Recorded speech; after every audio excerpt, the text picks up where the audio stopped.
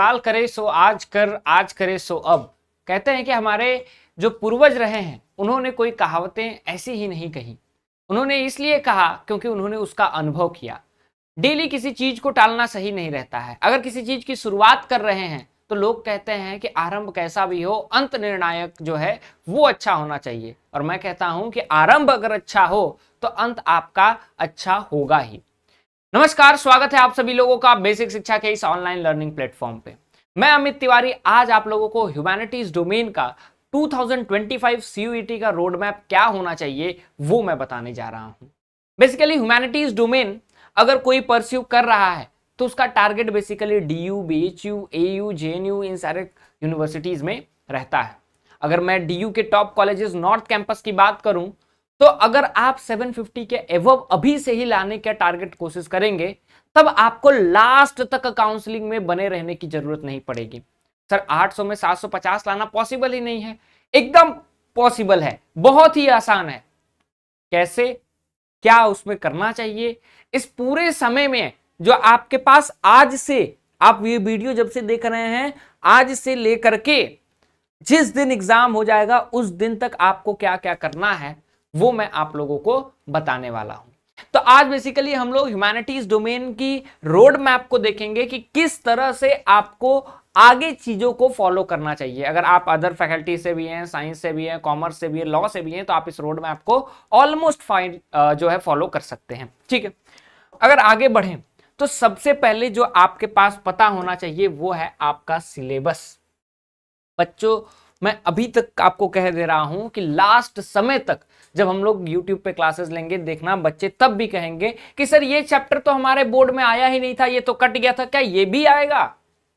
ये आपका नहीं होना चाहिए। आपको पता होना चाहिए कि एनटीए ने जो सिलेबस दिया है वो क्या है आपके सीयूईटी के लिए। और आपको सिलेबस जानना है तो आप एनटीए की साइट पे जाइए, उस पे सीयूईटी पे क्लिक कीजिएगा तो एक डैशबोर्ड खुलेगा, वहां पे सिलेबस में आप अपने सारे सब्जेक्ट्स के सिलेबस देख सकते हैं।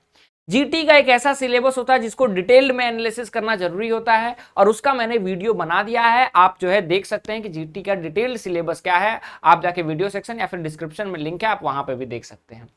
सेकेंड चीज कि कंप्लीशन ऑन टाइम, कि ऐसा ना हो कि आप बोर्ड्स की तैयारी कर रहे हैं, सर बोर्ड्स की मैंने तैयारी की, मेरा सीयूटी का सिलेबस ही नहीं कंप्लीट हुआ है। बेवकूफी आप कर रहे हैं और आप बेवकूफ बना भी रहे हैं, हम लोगों को नहीं, खुद को। क्यों? क्योंकि सिलेबस अगर आपका टाइम पे कंप्लीट नहीं होगा तो दूसरी जो सबसे इंपॉर्टेंट चीज इफेक्ट होती है वो नोट मेकिंग और मॉक टेस्ट होता है। आप अभी से ही अपना सिलेबस डिसाइड कीजिए। आप डिसाइड कीजिए कि अब अक्टूबर स्टार्ट होने वाला है, ठीक है, तो अक्टूबर, नवंबर, दिसंबर, जनवरी, फरवरी, मार्च, अप्रैल, मई, मेरे पास 8 महीने हैं। 8 महीने में चलो मैं 1 महीने नहीं पढ़ता हूं, 7 महीने हैं, 1 महीने में मॉक टेस्ट पे दे देता हूं, 6 महीने, 6 महीने में आपका बहुत ज्यादा होगा तो कितना होगा? 6 महीने में अगर एक सब्जेक्ट में 18 चैप्टर हैं तो आप जो है 3 सब्जेक्ट आपको पढ़ने हैं।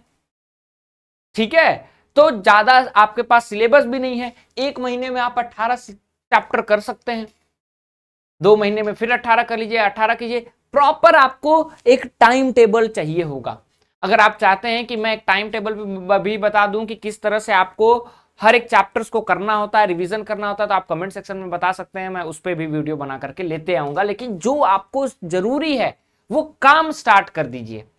ठीक है, दूसरी चीज नोट मेकिंग एंड रिवीजन सबसे इंपॉर्टेंट चीज है।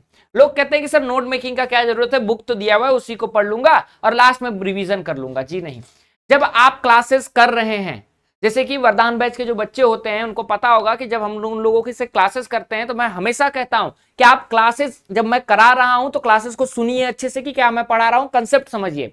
उसके बाद आप जब दोबारा को 2x की स्पीड में उस वीडियो को देख रहे हैं तो उस वीडियो को देखते देखते अपने नोट्स बनाइए। क्यों? क्योंकि आपके सेंसेस को पता होना चाहिए आप लिख क्या रहे हैं। सबकॉन्शियस माइंड में जब आप लिखते हैं तो कहीं ना कहीं वो चीजें बैठ जाती हैं, और जब वो चीजें बैठ जाती हैं आपके सबकॉन्शियस माइंड में तो आपके एग्जाम के समय, चाहे वो बोर्ड का हो या सीयूईटी का हो या कभी भी हो, वो बहुत हेल्पफुल करता है। और जब आप नोट्स बनाते हैं और धीरे धीरे जब आप रिवीजन करते हैं तो शुरुआत में अगर 18 पेज का नोट्स बना है तो वो नोट्स घट के 9 पेज, 10 पेज, 5 पेज, फिर एक छोटा सा पेज आ जाता है 1 पेज का, जहां पे आपके बुलेट पॉइंट्स बस रह जाते हैं। इसलिए आपके लिए नोट मेकिंग और रिवीजन करना इतना ज्यादा जरूरी है। उसके बाद आपका मॉक टेस्ट देना सबसे इंपॉर्टेंट है।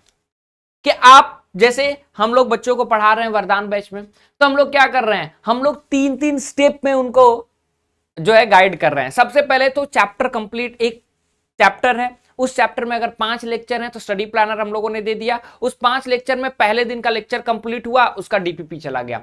बच्चा क्या करेगा, वीडियो देखेगा, क्लास किया, अब वो चेक करेगा कि मेरे कंसेप्ट जो मैंने सर से पढ़ा है वो हुआ या नहीं। वो फिर क्या करेगा, वो जो है आराम से डीपीपी देगा, जो दिक्कत आएगी उसको फिर से पढ़ेगा। दूसरा, आपके पास टेस्ट सीरीज होगा, ठीक है। आपको हर वीक में एक टेस्ट सीरीज दिया जाएगा, प्रैक्टिस सेट दिया जाएगा, जहां पे एक चैप्टर से मैक्सिमम कितने क्वेश्चंस आ सकते हैं, बन सकते हैं, वो दिया जाएगा। एट द एंड देखते हैं कि आपका जब पूरा बैच कंप्लीट होता है तो आपके पास 2,500 के करीब क्वेश्चंस रहते हैं। और इतने क्वेश्चंस को जब आप कर लेते हैं, फिर आप मिक्स्ड फॉर्मेट में मॉक टेस्ट देने के लिए आते हैं, जो हम लोग लास्ट में प्रोवाइड करते हैं। मॉक टेस्ट आप लोगों का कंप्लीट एनटीए बेस्ड पे, तो आपको तो दिक्कत ही नहीं होती है। क्यों? क्योंकि क्वेश्चंस तो बुक ही से आएंगे और उस बुक से आपने लगभग 2,500-3,000 क्वेश्चंस कर लिए हैं, ठीक है। तो आपको मॉक टेस्ट देना भी जरूरी होगा। ये सारी चीजें अपने डायरी में रख लीजिएगा। दूसरी चीज, आपकी स्ट्रैटेजी कभी बेकार नहीं होनी चाहिए। आपको पता होना चाहिए कि कब आप स्टार्ट करने वाले हैं, आपको पता होना चाहिए कब आप एंड कर रहे हैं, आपको पता होना चाहिए कि कब आपका ये सिलेबस कंप्लीट हो रहा है। सबसे इंपॉर्टेंट चीज है कि आपके पास एक टू डू लिस्ट होनी चाहिए। अच्छा, ये टू डू लिस्ट क्या होता है?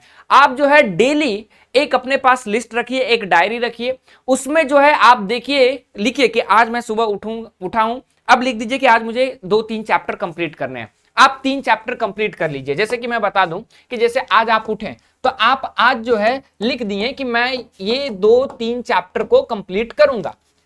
अब रात में सोने से पहले आपको ये तीनों चैप्टर कंप्लीट करने हैं।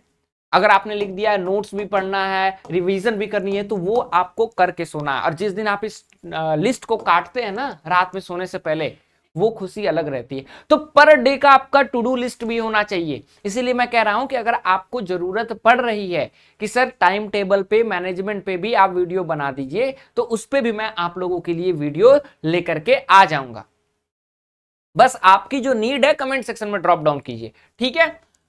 नेक्स्ट, आप अपने आप को थोड़ा खुद को रिलैक्स रखिए। बहुत सारे बच्चे क्या हैं, पैनिक कर जाते हैं कि सर इस मंथ से अब तो डिले हो गया, अब मैं जो है अच्छे से नंबर नहीं ला पाऊंगा, मेरा सर प्री बोर्ड खराब हो गया, लोग कहते हैं मैं एवरेज स्टूडेंट हूं। कोई एवरेज नहीं होता। यहां तक कि जो 40-50% लेकर के आए थे बच्चे अपने प्री बोर्ड्स में, वो बोर्ड्स में अच्छे लेकर के आए नंबर, सीयूईटी में 200 में 200, ह्यूमैनिटीज में लेकर के आए। कितने बच्चे 750 एंड एबव लेकर के आए।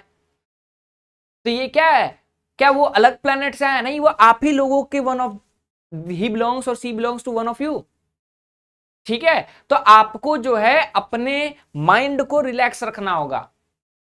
आप जो है घर के टेंशन से दूर रहिए, बाहर के टेंशन से दूर रहिए, फ्रेंड्स के टेंशन से दूर रहिए, एकदम मस्त रिलैक्स रहिए। आपको जो करना है, अगले 8 महीने अगर आपने अपने आप को दे दिए, तो अगले लाइफ के आपके 5-6 साल कितने अच्छे से गुजरेंगे वो आपको भी नहीं पता चलेगा। और रिलैक्स रहेंगे, आपके ऊपर कोई बर्डन भी नहीं रहेगा। ये स्ट्रैटेजी जो है आपको अच्छे से फॉलो करनी होंगी। अगर इसको आपने अच्छे से फॉलो नहीं किया तो चीजें आपके लिए बेकार होती जाएंगी। हमेशा हम लोग अपने वरदान बैच में बच्चों को कहते हैं कि आपको रिलैक्सेशन और रिवीजन, जो 2 आर हैं सक्सेस के, उसको आपको फॉलो करना होगा। आप रिलैक्स रहिए एंड ऑफ द डे।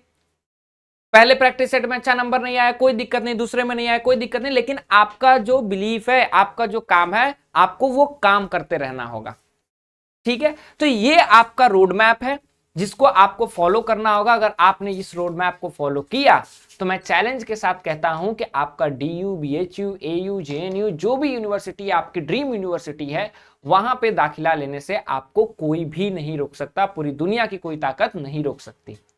बाकी ये वीडियो कैसा लगा आप कमेंट सेक्शन में जरूर बताएं। और भी आपको किसी एक पर्टिकुलर टॉपिक पे वीडियो चाहिए तो ये कमेंट सेक्शन आप ही का है, आपके लिए आपका स्वागत है उसमें, और आप उसमें बता सकते हैं। बाकी मिलते हैं अगले वीडियो में, तब तक के लिए जय हिंद।